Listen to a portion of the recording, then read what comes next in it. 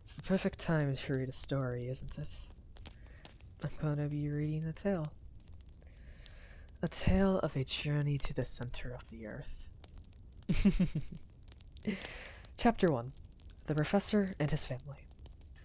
On the 24th of May, 1863, my uncle, Professor Lindenbrock, rushed into his little house, number 19, Kaltenstrasse, one of the oldest streets in the oldest portion of the city of Hamburg. Martha must have concluded that she was very much behindhand, for the dinner had only just been put into the oven. Well now, said I to myself, if that most impatient of men is hungry, what a disturbance he will make. Lindenbrock, so soon? Cried poor Martha in great alarm, half opening the dining-room door. Yes, Martha, but very likely the dinner is not half cooked, for it is not 2 yet. St. Michael's clock had only just struck 1:30.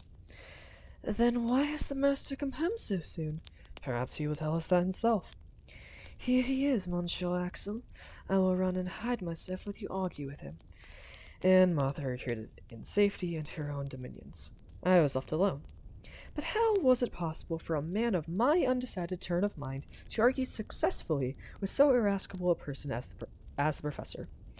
With this persuasion, I was hurrying away to my own little retreat upstairs, when the street door creaked upon its hinges, heavy feet made the whole flight of stairs to shake, and the master of the house, passing rapidly through the dining room, threw himself in haste into his own sanctum.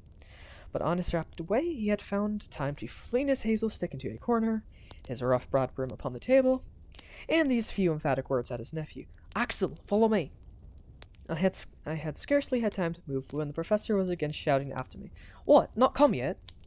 And I rushed into my redoubtable master's studies. Otto Lindenbrock had no mischief in him, I willingly allow that, but unless he very considerably changes as he grows older, at the end he will be a most original character. He was professor at the Joanneum, and was delivering a series of lectures on mineralogy, in the course of every one of which he broke into a passion once or twice at least. Not at all that he was over-anxious about the improvement of his class, or about the degree of attention with which they listened to him, or the success which might eventually crown his labors. Such little matters of detail never troubled him much. His teaching was, as the German philosophy calls it, subjective. It was to benefit himself, not others. He was a learned egotist. He was a well of science, and the pulleys worked uneasily when you wanted to draw anything out of it. In a word, he was a learned miser. Germany has not a few professors of this sort. To his misfortune, my uncle was not gifted with a sufficiently rapid utterance, not to be sure when he was talking at home, but certainly in his public delivery. This is a want much to be deplored in a speaker. The fact is that during the course of his lectures at the Joanneum, the professor often came to a complete standstill. He fought with willful words that refused to pass his struggling lips, such words as resist and distend the cheeks, and at last break out into the unasked-for shape of a round and most unscientific oath. Then his fury would gradually abate. Now, in mineralogy, there are many half-Greek and half-Latin terms, very hard to articulate, and which would be most trying to a poet's measure. I don't wish to say a word against so respectable a science, far be that from me. True, in the august presence of rhombohedral crystals, retinocephalic resins, galentites, facetites, molybdenites, tungstates of manganese, and titanite of zirconium. Why, the most facile of tons may make a slip now and then, myself included. If it therefore happened that this venial fault of my uncle's came to be pretty well understood in time, and an unfair advantage was taken of it, the students laid wait for him in dangerous places, and when he began to stumble, loud was the laughter, which is not in good taste, not even in Germans. And if there was always a full audience to honor the Lindenbrock closes, I should be sorry to conjecture how many came to make merry at my uncle's expense. Nevertheless, my good uncle was a man of deep learning, a fact I am most anxious to assert and reassert. Sometimes he might irretrievably injure a specimen by his too great ardor in handling it. But still, he united the genius of a true geologist with the keen eye of the mineralogist. Armed with his hammer, his steel pointer, his magnetic needles, his blowpipe, and his bottle of nitric acid, he was a powerful man of science. He would refer any mineral to its proper place among the 600 elementary substances now enumerated, by its fracture, its appearance, its hardness, its fusibility, its sonoriness, its smell, and its taste. The name of Lindenbrock was honorably mentioned in colleges and learned societies. Humphrey Davy, Humboldt, Captain Sir John Franklin, General Sabine never failed to call upon him on their way through Hamburg.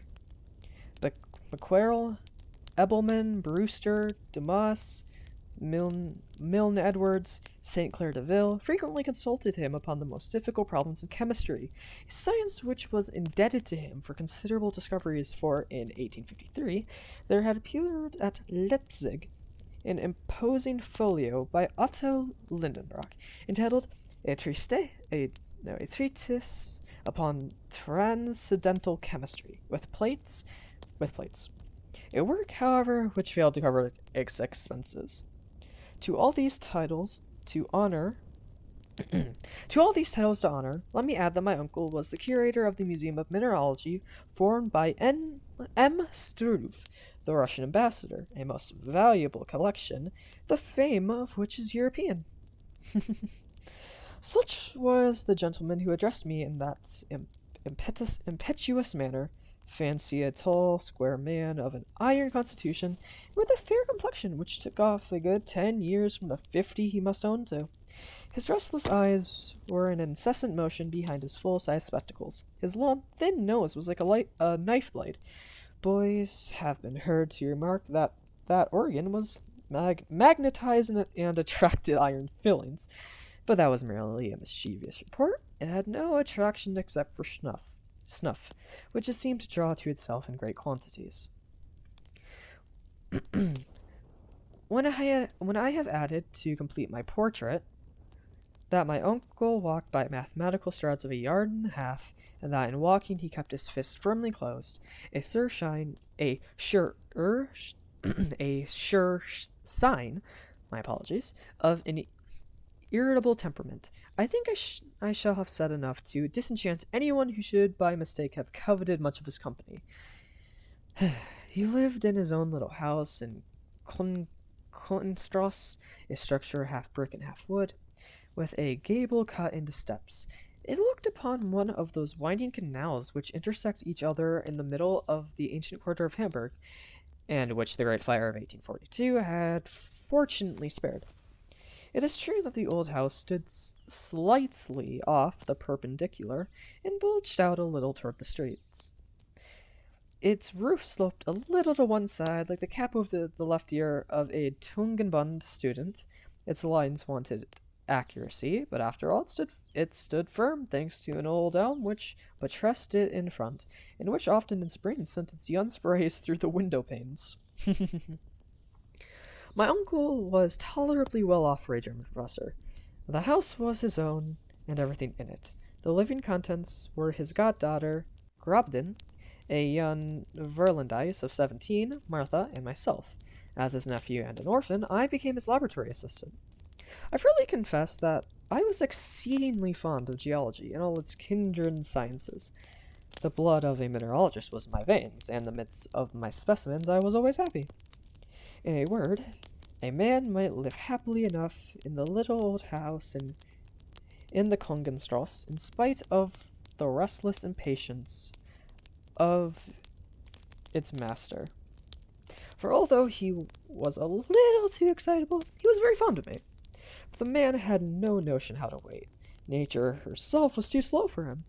In April, after he had planted in the terracotta pots outside his window seedling plants of Mingonet and Convolvulus, he would go every evening and give them a little pull by their leaves to make them grow faster. In dealing with such a strange individual, there was nothing for it but prompt obedience. I therefore rushed after him. Chapter 2. A Mystery to be Solved at Any Price. That study of his was a museum, and nothing else. Specimens of everything known in mineralogy lay there in their places in perfect order and correctly named, divided into inflammable, metallic, and lithoid minerals. How well I knew all these bits of science. Many a time, instead of enjoying the company of lads of my own age, I had preferred dusting these graphites, anthracites, coals, lignites, and peats. And there were bitumens, resins, organic salts to be protected from the least grain of dust, and metals from iron to gold. Metals whose current value altogether disappeared in the presence of the Republican equality of scientific specimens. In stones, too, enough to rebuild entirely the house in Coltonstrasse, even with a handsome additional room, which would have suited me admirably. But on entering his study now, I thought of none of all these wonders. My uncle alone filled my thoughts.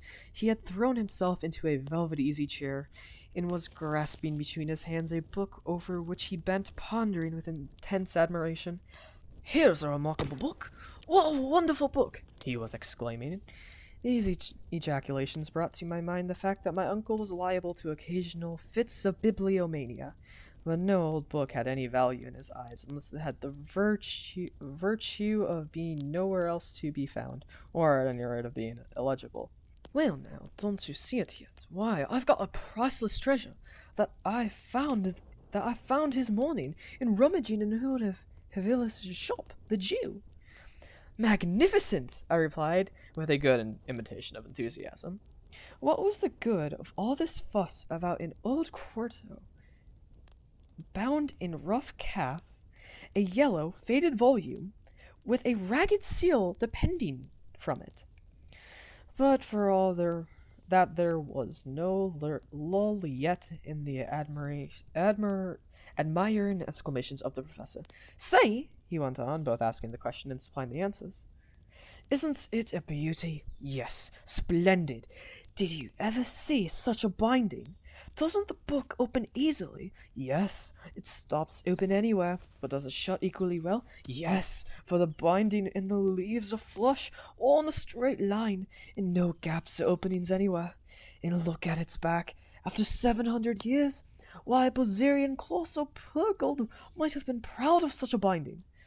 Oh, rapidly making these comments, my uncle kept opening and shutting the old tome. I really could do no less than ask a question about its contents, although I did not feel the slightest interest. "And what is the title of this marvelous work?" I asked with an affected eagerness which he might have been very blind not to see through. "This work," replied my uncle, firing up with renewed enthusiasm, "this work is the Heimskringla of Snorri Sturluson, the most famous Icelandic author of the 12th century. It is the chronicle of the Norwegian princes who ruled in Iceland." Indeed, I cried, keeping up wonderfully. Of course it is a German translation." "What?" sharply replied the professor. "A translation? What should I do with a translation? This is the Icelandic original in the magnificent idiomatic vernacular, which is both rich and simple and admits of an infinite variety of grammatical combinations and verbal modifications." "Like German?" I happily ventured. "Yes," replied my uncle, shrugging his shoulders. "But in addition to all this, the Icelandic has 3 numbers like the Greek, and irregular declensions of nouns proper like the Latin." "Ah," said I, a little moved out of my indifference. "And is the type good?" "Type? What do you mean by talking of type, wretched Axel? Type? Do you take it for a printed book, you ignorant fool? It is a manuscript, a runic manuscript." "Runic?" "Yes. Do you want me to explain what that is?" "Of course not," I replied in the tone of an injured man, but my uncle persevered, and told me, against my will, of many things I cared nothing about. "Runic characters were in use in Iceland in former ages. They were invented, it is said, by Odin himself. Look there and wonder, impious soul, a young man, and admire these letters, the invention of the Scandinavian god." Well, not knowing what to say, I was going to prostrate myself before this wonderful book. a way of answering equally pleasing to gods and kings, and which had the advantage of never giving them any embarrassment when a little incident happened to divert conversation into another channel. This was the appearance of a dirty slip of parchment which slipped out the volume and fell upon the floor. My uncle pounced upon this shred with incredible avidity. An old document, enclosed an immemorable time within the folds of this old book, had for him immeasurable value. "What's this?" he cried. And he laid out upon the table a piece of parchment, 5 inches by 3, and along which were traced certain mysterious characters. Here is the exact facsimile. I think it's important to let these strange signs be publicly known, for they were the means of drawing on Professor Lindenbrock and his nephew to undertake the most wonderful expedition of the 19th century. The professor mused a few moments over this series of characters, then raising his spectacles, he pronounced, These runic letters, they are exactly like those of the manuscript of Snorri Sturluson. But what on earth is their meaning?" Runic letters appearing on my mind to be an invention of the learned to mystify this poor world. I was not sorry to see my uncle suffering the pangs of mystification, at least, so it seemed to me, judging from his fingers, which were beginning to work with terrible energy.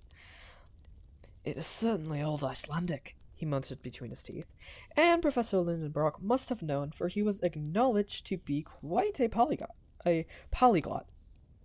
Not that he could speak fluently in the 2,000 languages and 12,000 dialects which are spoken on the earth, but he knew at least his share of them.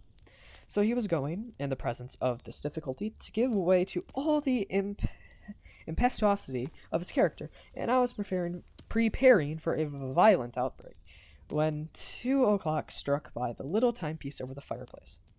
At that moment, our good housekeeper Martha opened the study door, saying, "Dinner is ready." I am afraid he sent that soup to where it would boil away to nothing, and Martha took to her heels for safety. I followed her, and hardly knowing how I got there, I found myself seated in my usual place. I waited a few minutes. No professor came. Never within my remembrance had he missed the important ceremonial of dinner, and yet what a good dinner it was! There was parsley soup, an omelette of ham garnished with spiced sorrel, a fillet of veal with compote of prunes, for dessert, crystallized fruit, the whole washed down with sweet mozzarella. All this my uncle was going to sacrifice for a bit of old parchment. As an affectionate and attentive nephew, I considered it my duty to eat for him as well as for myself, which I did conscientiously. "And I have never known such a thing," said Martha. "Lindenbrock is not at the table." "Who could have believed it?" I said with my mouth full. "Something serious is going to happen," said the old servant, shaking her head. My opinion was that nothing more serious would happen than an awful scene when my uncle should have discovered that his dinner was devoured. I had come to the last of the fruit, and a very loud voice tore me away from the pleasures of my dessert. With one spring, I bounded out of the dining room into the study. Alrighty, I think I will end it here for now. When the time is right, we shall continue the story. Alright? Now then, let those words linger in your head and get you to think. What could the meaning of those runes be? All of these will be revealed in the later chapters of A Journey to the Center of the Earth. But for now, all we can do is theorize. Alrighty then. Until we meet again.